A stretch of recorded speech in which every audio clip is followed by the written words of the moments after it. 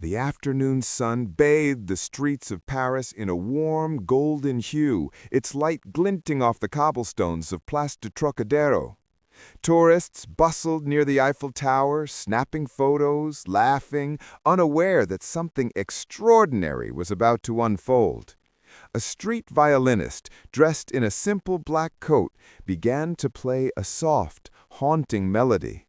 The sound cut through the chatter like silk, delicate, almost sorrowful.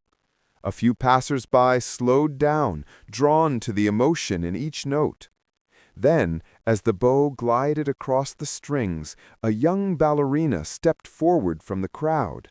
Barefoot, dressed in flowing white, she began to dance, her movements graceful yet strangely melancholy. People began to circle around them, whispering. Something about it felt unplanned, too raw to be staged. Then came another sound, a single voice singing, clear and angelic from somewhere high above. Heads turned upward. On the balcony of a nearby cafe stood a woman in red, her voice carrying like a prayer through the Paris air. The violin grew stronger, joined by a cello from across the square, then a piano hidden beneath an awning. One by one, musicians and singers emerged from the crowd until the square pulsed with harmony.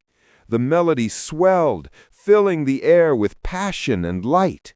And then, silence. For a heartbeat, everything stopped. Even the birds seemed to pause mid-flight.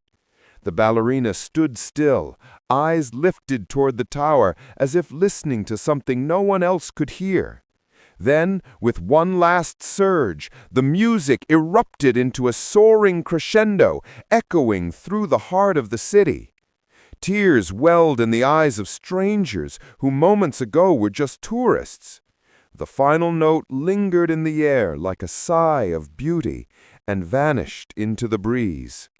When the crowd looked around, the performers were gone, disappeared into the city that had birthed them. Only the faint sound of the violin remained echoing faintly through the streets of Paris.